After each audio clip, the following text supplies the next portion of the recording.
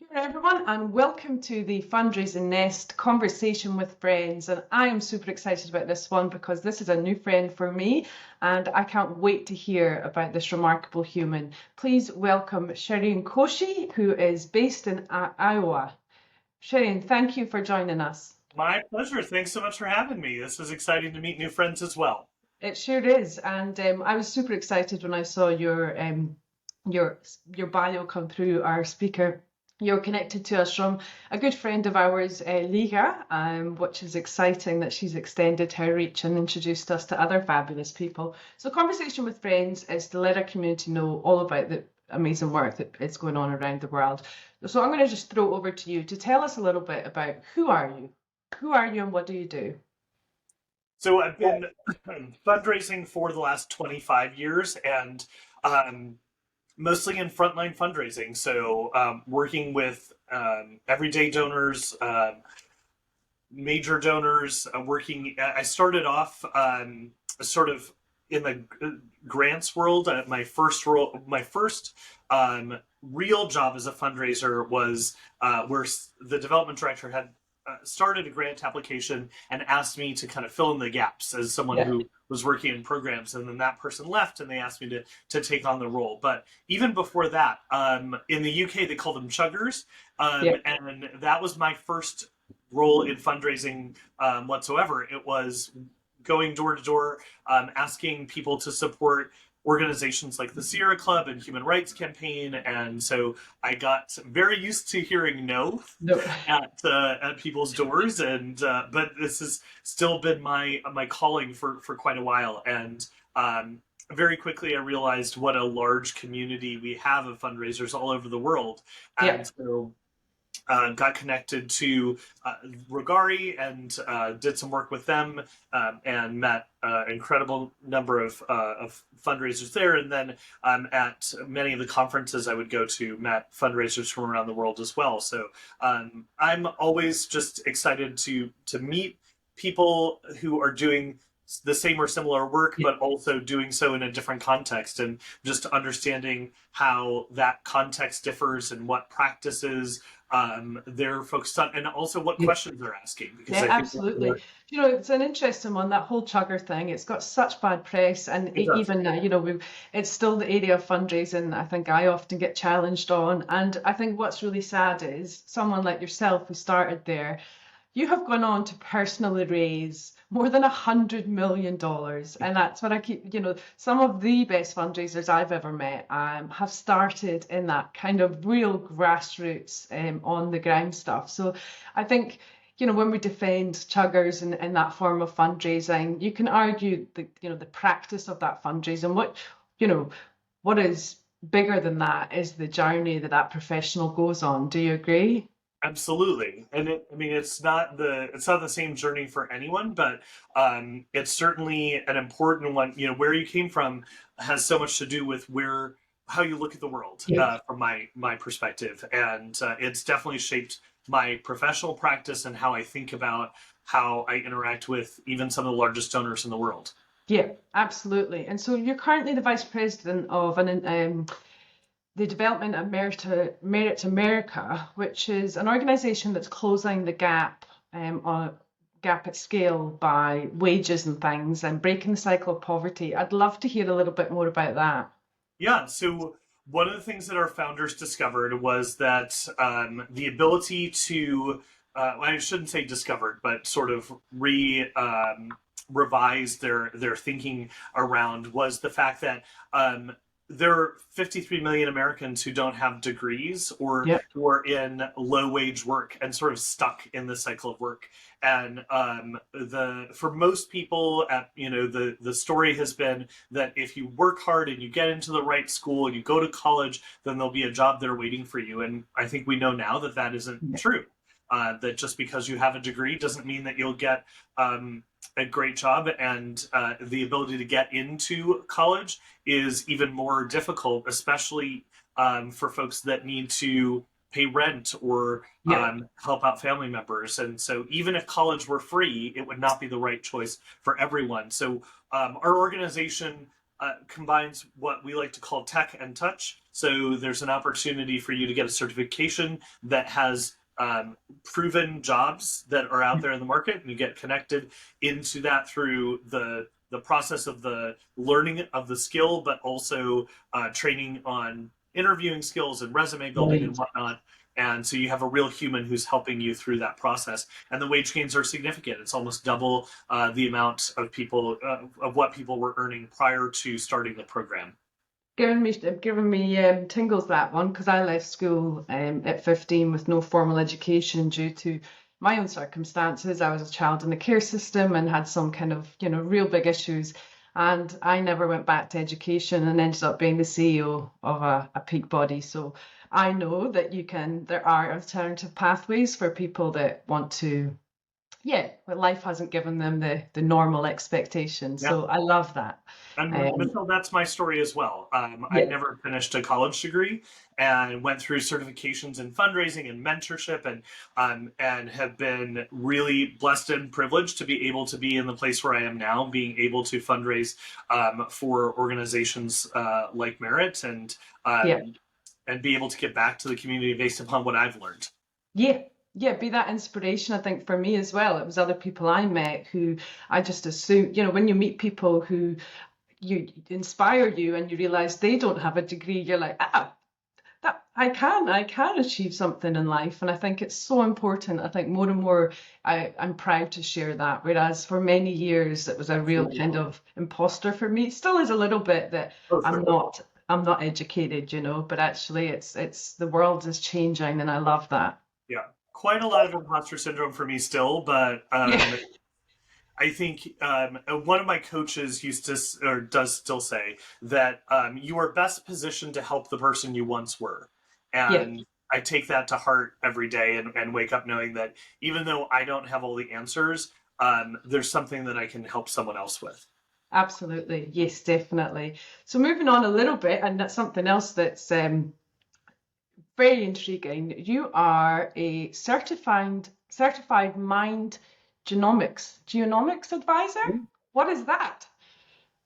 So fascinating sort of turn of events. A friend was actually working with Dr. Howard Moskowitz, and saw something that I had posted on LinkedIn and said, "Hey, would you be interested in learning more about the science?" And the short version of it is that decades ago, Dr. Moskowitz Harvard PhD, developed this science to help understand how people really prefer certain things, and mostly in consumer goods. So a spaghetti sauce company contacted Howard to find out what do people really want in spaghetti sauce. And what they thought, the marketing folks thought, was that everybody sort of wanted this platonic ideal of spaghetti sauce, a very generic spaghetti sauce. And what Howard discovered through a lot of testing is that no, in fact, there was a huge number of people who loved chunky spaghetti sauce, Yeah. and so if you go down the aisle in the grocery store and you see all these varieties of spaghetti sauce, it's because of Howard and the science that he developed, which is mind genomics.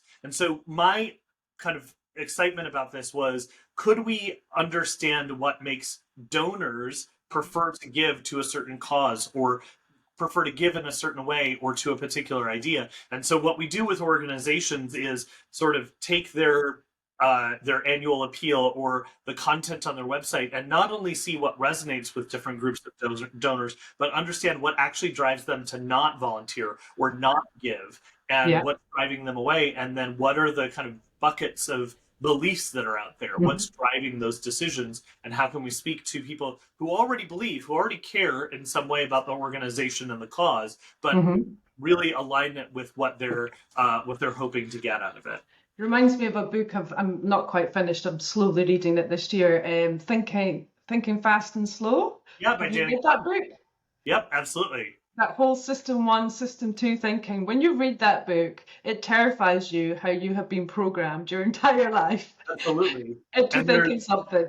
Yeah, and there's a few other authors. I mean, Dr. Kahneman's written quite a few different pieces that will sort of blow your mind. And his Yeah, interview, I mean, one of the things I remember hearing from Dr. Kahneman was someone asked him, are essentially the question like, is it possible for a person to make an unbiased decision? yeah, And he sat and thought about it for a second. And he's like, I don't, I don't think so. I No, don't think. neither do I after reading that book. I'm Right, like, I don't, am I my own person anymore? right. I'm just consciously biased to everything I've seen or heard since I was a child. How do I undo that? And the nice thing was that Dr. Kahneman and his colleagues, other folks who maybe have the Nobel Prize, but they talk about this, and this is my fascination around behavioral science and mind genomics and whatnot, is that we are all in a way sort of programmed Yeah. from our earliest beliefs and what context puts around us and how our brains work to make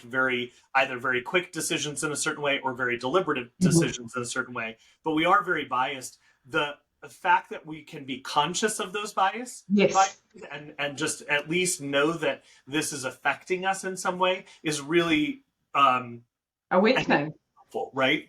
Yeah, because I've done it too. He tells quite lots of stories, things like where you might see one act, if you witness an accident in a certain road, you will always think that road continually has accidents. And so little things like that, I think I'm conscious of now that just because I've seen that once in one place doesn't mean that it's the norm. And it's because of that book, you're like, now I would assume that I'm always going to think that. Yeah, yeah. And Michelle, have you seen the movie Inception with Leonardo DiCaprio? Possibly. I'm not good at remembering movies. Well, it's funny. That's ironic, actually, because it's a movie about how they implant memories into Yeah. people's minds. And what's interesting is that while you can't implant something that someone fundamentally disagrees with, there are intentional ways that you can shape context. Yeah. And there are a few people who've explored this around, not unethically, of course, but Yeah. that you can guide someone along the decision that they already want to make in Yeah. a meaningful way. And the reverse is also true. And I think that's what fundraisers need to understand is that the world is shaping our donors' behaviors or our volunteers' behaviors. And so if we don't align what we're doing with those sort of practices and understand what those biases are, we actually demotivate people from Yeah. making a gift or for volunteering their time. Yeah, absolutely. It's for some people, I think it would be quite alarming that they could see it as manipulation, but actually, no, we're actually trying to get the best out of, everyone wants to be a good human, and most people want to help other people, and we're That's right. helping them understand what and who they want to make an impact on. So Mhm. But it makes a lot of sense. yeah, but sometimes unintentionally in our organizations, we make it too hard for them to Yeah. make the right decision. And that's what I come back to is that it's not, there are, there are probably nonprofits and charities out there that are bad. Yeah. But there are businesses, of course, there are consumer products that Yeah. are trying to manipulate people and that have conditioned people to believe certain things. So we need to be really mindful of that and be the force for good and think about what does behavioral economics and nudges and those thinking fast and thinking slow components mean for our donors, and how do we let them really be their best selves and not get in the way of them wanting to be generous with their time or with their money. Yeah, absolutely. There's interesting points in that book too about anchoring when it comes to donations and things. All of that whole Absolutely. part is quite fascinating too. But love it, love that book. And so you have also written one of the, you're a very successful debating coach and debater. And you wrote a textbook about that. Tell us a bit about that one. Well, it was quite a while ago. It's still in my bio because it's something I'm still proud of, and it's absolutely shaped me from a young age. But that was definitely decades ago. I actually got to help coach the U.S. Olympic team Wow. about a decade ago, and I'm thrilled that they just won the world championship. The U.S. team just won the world championship for the first time this summer. It was held in Vietnam. They beat Canada in the finals. So that was it was a really thrilling victory, even though I wasn't part of that team at all. This particular version of the team, but the coach that's there is just amazing. Well, all of them are just tremendous, and so it's just an exciting win. And it's been a long time coming for the American team. Yeah. I don't believe that they've ever won before, but In I what think sport was this? this was in debating. Oh, debating. Oh, of course. Yeah, Yeah. yeah. And That is so incredible. yeah. So for me, both doing academic debate and then coaching academic debate, particularly in the world competition with people from Scotland and Wales Hmm. and all over the world, is was a really interesting exercise in seeing things from other people's perspective Yeah, and understanding that there are multiple viewpoints out there, and nobody's necessarily wrong yeah, about where they're coming from. They just have a very different viewpoint, and so sometimes you argue for things that you don't necessarily agree with, or don't necessarily agree with fully, but you can find a truth yeah. there. And I find that really helpful in thinking about fundraising or working in nonprofits as well. That everybody sort of has a way of thinking about why they make a gift, why they decide to volunteer, why they work in nonprofits, and so it helps me to sort of meet them where they are based upon that background that I have.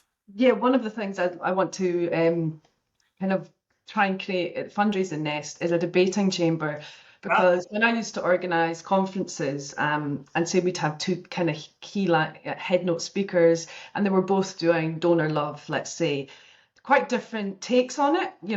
One had a very strong opinion on this kind of way, and at the end, some of the fundraisers would come to me and say, Michelle, I loved both of those sessions, but who's right?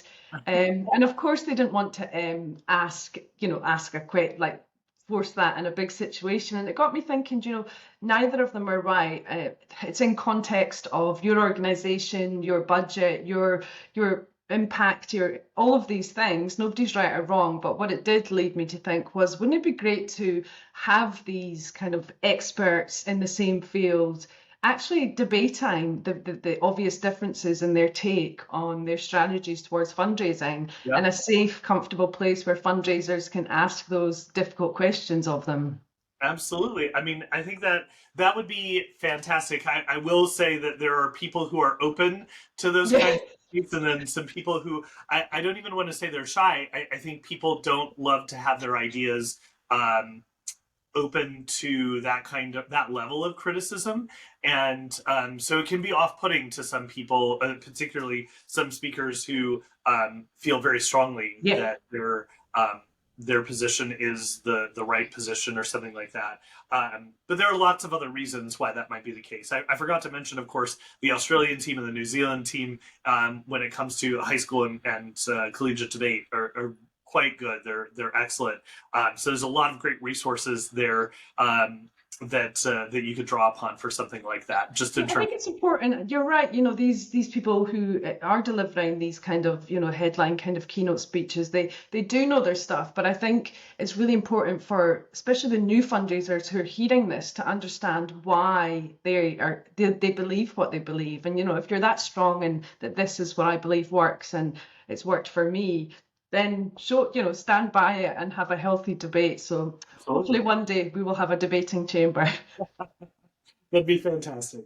Love to So talk listen, about. in your experience, what we've heard about what exciits you about the next thing, and AI's everywhere, and everyone's kind of like, oh, where's this going? What excites you about the next kind of the future of fundraising? Yeah, so obviously the age of AI is upon us, and I have been called upon to present quite a bit based on some software that I created. And I feel like the most important thing to me about what the future holds is sort of a democratization or an accessibility towards technology for particularly for small and mid-sized nonprofits and Yeah, charities.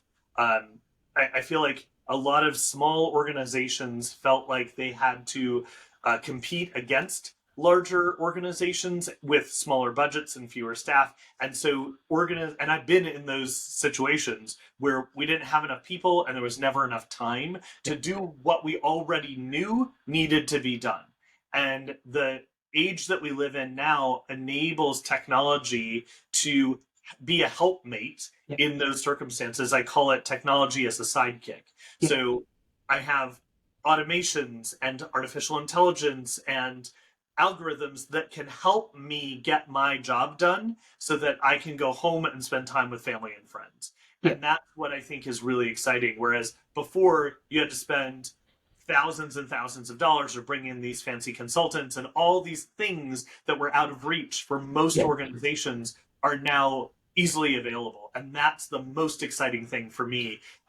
It's where we are right now. Yeah, absolutely exciting. I think there's, yeah, people get GoFundMe, these different alternative kind of ways of fundraising. And I kind of did a bit of a deep dive into that recently for a radio interview I had to do. And what I what was highlighted, and it was quite nice, is yes, it's an alternative way of giving, but also the advances in technology of those kind of platforms are actually helping charities because they can't advance the technology themselves. So as Yep. long as we use the technology that's available, then we can advance and compete with whatever is being developed. Absolutely. And I mean, I think what's important to recognize is that our nonprofit charity sector is often a little bit behind even where small businesses are. So the Yeah. pizza place down the street or the hair salon is using more advanced technology than we are to do something that really matters. Not that pizza or hair doesn't matter, but Yeah. I feel like most organizations are doing more important social good than those organizations. So they deserve to have the same level of technology. Now, there are costs involved with that, and there are risks involved Yeah. with that, and we need to be mindful of that. But I like to express a cautious optimism around all of these things and an excitement for what this could mean, particularly for small and mid-sized organizations. So on the flip side, what makes you fearful about the future of our world, the fundraising world? I think there is. I think it's indisputable that there is a widening rich-poor gap Mm. globally. Yeah. That it is getting, and the pandemic made it even worse. So the rich are getting richer, the poor are getting poorer.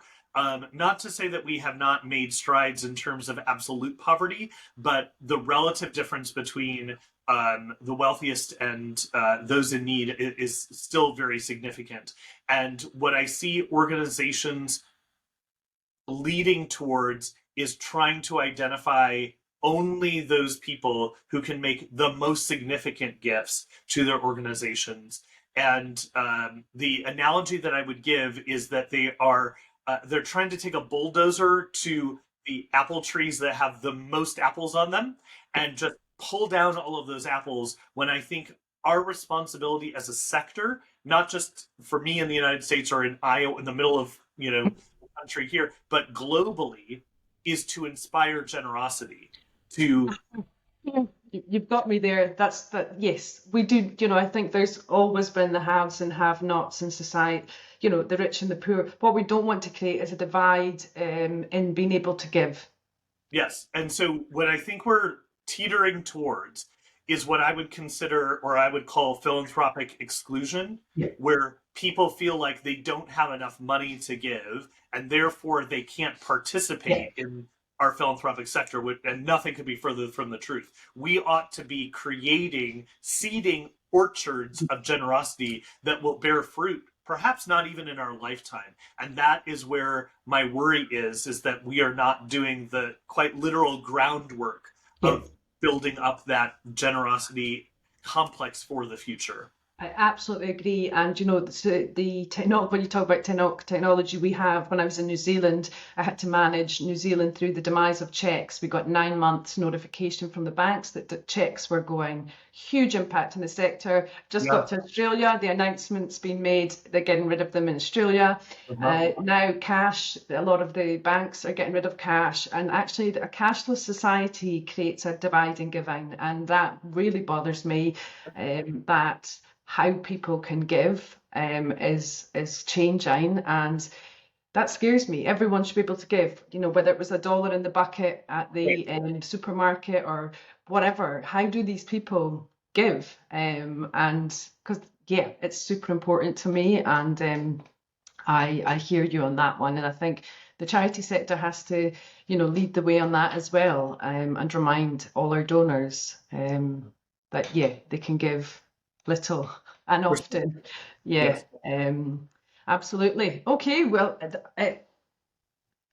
tell me a bit about yourself outside of fundraising. Who are you? What do you do on the weekend? Where can we find Cherian in the weekend? Well, we just came back from a friend's wedding, Yeah. a friend's daughter's wedding. So I spend most time with friends and families. Try to catch a movie here or there, Yeah. and but I have three kids under the age of 11, so that takes up most of my time, as you can Well, imagine. that makes sense because my next question was, how do you have 2.3 children? My daughter is very very small. The we have a mini golden doodle, and the dog weighs more than she does. So Oh, wow. so we consider her our point three. Wow, I had four children under five. Oh That was goodness, tough. And I've got five now, but my big four are all adults now. But 4 and 5 years was a challenge. It I was, can't even imagine. yeah.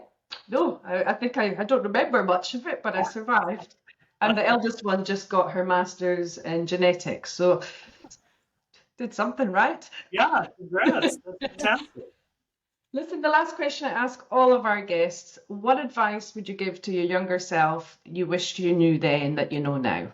Oh, that one's easy. Ask for help. Yeah.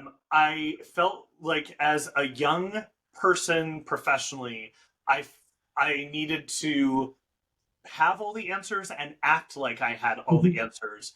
And so I've done a whole presentation on things that I did wrong and what I would have done differently. And the most important thing that I would have done differently is ask for help and really the intellectual and professional humility that I have now should have been what Yeah.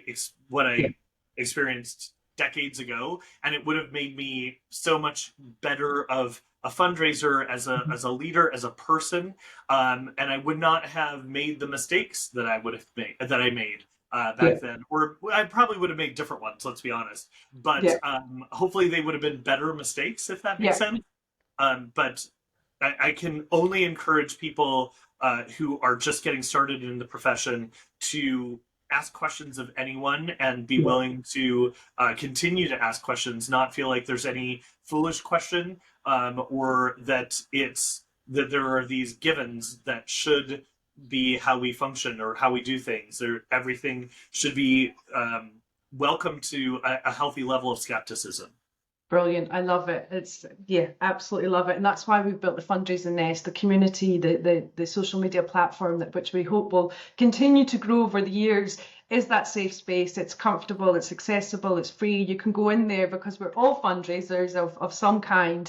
It's a safe, you're not putting yourself out there in another social media platform that might expose you. This is a safe place to ask your peers because I have learned most of my things from the people when I ask them. So I absolutely endorse that advice. Shireen, it's been lovely to have you. We would really love to invite you back in the next, I think maybe October. Isha will be in touch to do a webinar, an online webinar. And who knows, one day we might get you down to Australia. It'd be wonderful to have you in this part of the world.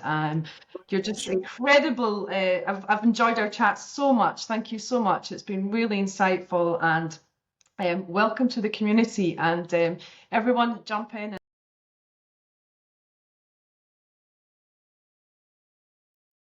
Bye. Thanks for having me.